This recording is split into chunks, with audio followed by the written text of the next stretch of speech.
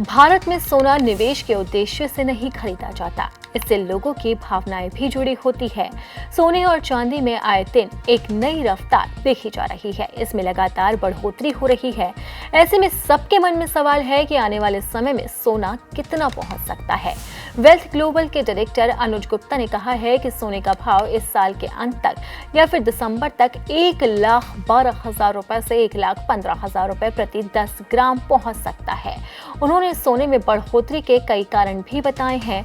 उन्होंने कहा है कि सेंट्रल बैंक सोने की खरीदी तेज कर रहा है। इसके साथ ही उम्मीद की जा रही है कि अमेरिका का फेडरल बैंक इंटरेस्ट रेट में कटौती कर सकता है। इससे डॉलर कमजोर पड़ सकता है और सोने की खरीदी बढ़ सकती है। टैरिफ से होने वाली अस्थिरता भी सोने में बढ़ोतरी बढ़ा सकती है।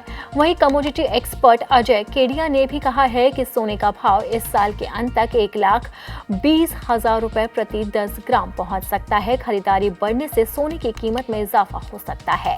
हालांकि अखिल भारतीय सराफा संघ के मुताबिक मजबूत वैश्विक मांग और अगले सप्ताह अमेरिकी फेडरल रिजर्व ने जो ब्याज दरों में कटौती की है, उससे अब सोने की कीमतों पर भी असर पड़ सकता है। वहीं HDFC सिक्योरिटीज के senior commodity expert Saumil Gandhi ने कहा है कि कीमती धातुओं की कीमतों में बढ़ोतरी का प्रमुख कारण अमेरिकी आर्थिक आंकड़े हैं। सोने की कीमतें मांग और आपूर्ति के सिद्धांत पर आधारित होती है।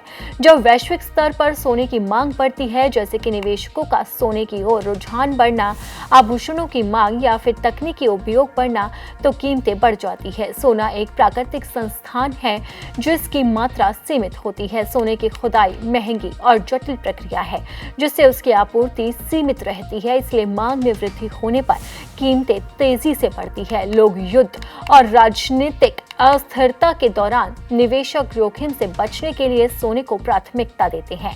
राजनीतिक तनाव, युद्ध और अंतर्राष्ट्रीय विवाद सोने की कीमतों को बढ़ावा देते हैं। यानी कि साफ है कि लोगों को लगातार महंगाई का झटका लग रहा है और सोने की कीमतों में लगातार इजाफा देखा जा रहा है।